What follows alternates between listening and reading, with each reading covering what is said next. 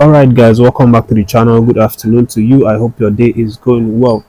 So as usual, I'm back again to let you guys know the latest concerning our players as they prepare for that game on Monday against Rwanda. And right now, Aina has reportedly been jetted off to Nottingham Forest, the Spirit club side, where he's going to undergo a series of medical tests. So apparently, it feels like the reason why he decided to withdraw was because of injury. Maybe it's a minor injury or something like that. But the report now is that he's going to undergo some tests with the medical team of Nottingham Forest. We wish him all the best, as he recovers out there in the UK.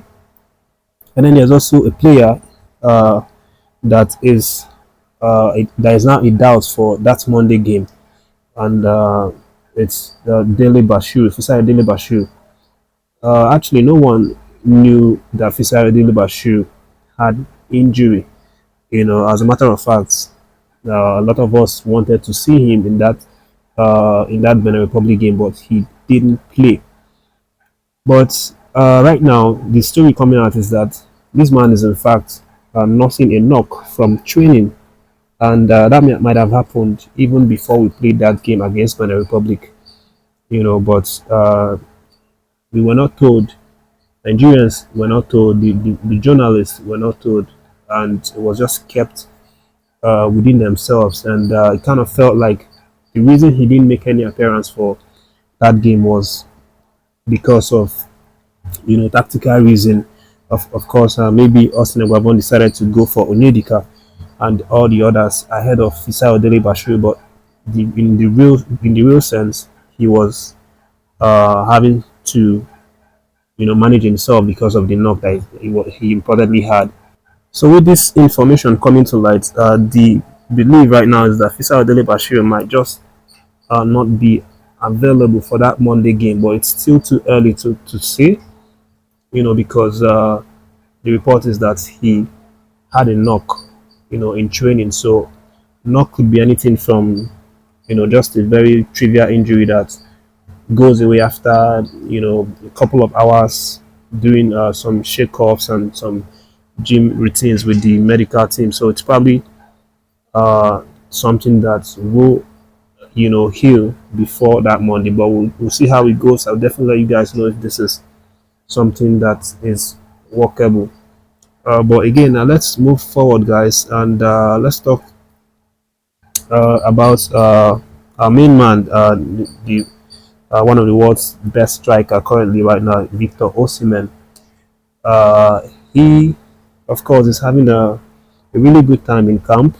Obviously, every time he comes around, he is someone that delivers. He's very productive. But something is happening right now outside of the camp, and this time it's with his parent club Napoli, as they've now come out now to talk about the the possibility of Osimhen being sold on a permanent basis to Galatasaray, which is the club that is currently playing at on loan. So Napoli bosses now have come out to talk about it specifically. Napoli's sporting director Giovanni Manna has said that the club will not go ahead to negotiate any permanent deal with Galatasaray because they don't see or they don't feel that Galatasaray will be able to afford Victor Osimhen's new price tag.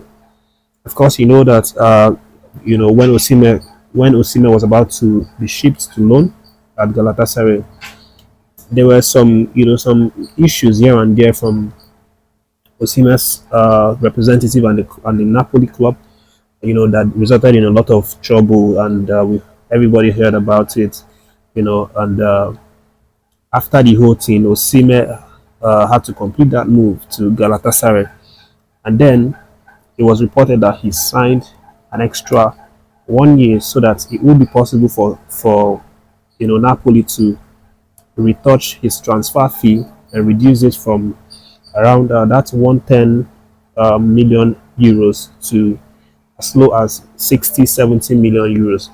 So he reportedly signed that contract behind closed doors. It wasn't let out to the media very much. So none of a lot of us didn't know about the new contract, but obviously it was important for Napoli to reduce the asking price so that they will be able to cut their losses and get a club to buy Victor Osimhen. So that's the backstory. But the new transfer clause right now, after that loan move, is set to be put at 75 million euros. But Napoli, why Galatasaray are enjoying Victor Osimhen currently because he's scoring the goals, coming in every week, winning the love, the attention and love of the fans, exciting everybody, stealing the spotlight in the Super League. Galatasaray are also now in love, with him. That's the board. They want to try and see if they can sign him on a permanent basis so that he stays beyond January.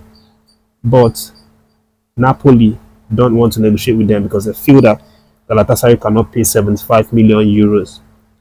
So Napoli are saying that it's a waste of time.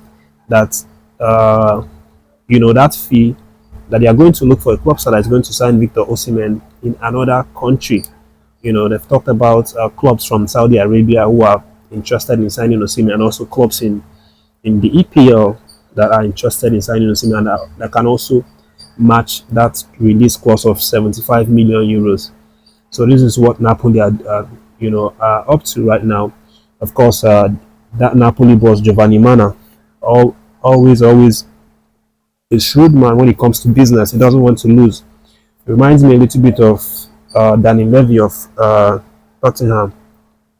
But we'll see how it goes. Of course, I sure know that Osimhen is going to get that move that he wants by the end of the season. Hopefully, he comes to the EPL and comes to a very very big club in the EPL that doesn't have crisis, that that are currently functioning well, so that he can shine in the EPL and of course fulfill one of his dreams, because he said that he dreams of coming to the EPL to play football.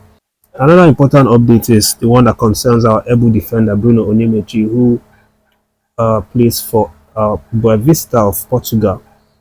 I know right now it seems that he has won that number 3 shirt for Nigerian Super Eagles because he has consistently performed all the times that we've called him recently.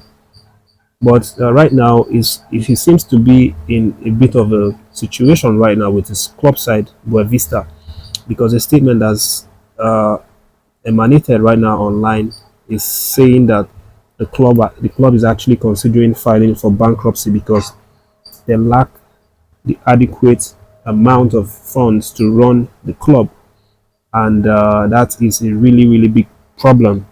Not just for the club but also the players, who are on the payroll of the club.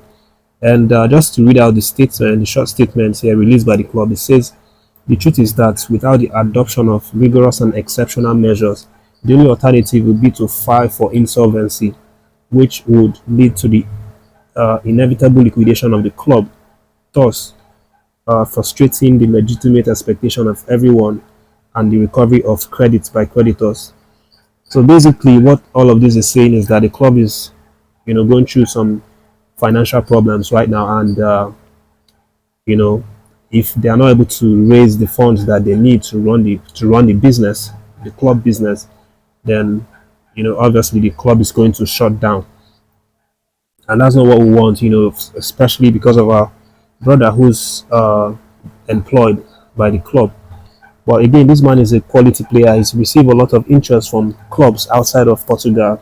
If one time, I'm sure I've talked about it on this channel. A number of EPL clubs came up for him, but during that period, his girlfriend Ines Fontes, who's also Portuguese, he came out to say that her man is not interested in leaving Portugal, that he's willing to stay in Portugal, for the rest of his career because of her. But however that came out that period, it was somehow, because a lot of fans were like, okay, what if he had to make that big decision to progress his career? Would she like step in and prevent him from doing something like that? But again, they are in it together. She's his partner, and of course, she has a say in it. And speaking of Fontes, she actually, was behind Bruno Oni supporting Nigerian Super Eagles with her family uh, in the last game that we played against Benin Republic. But we hope that this issue is sorted out real quickly, and then Bruno Oni can stay employed, and get his money when due with this club. That is the update, guys. Thank you for watching. Don't forget to react to the story. Subscribe to the channel if you've not done so. Leave a like for the video and stay tuned for more videos.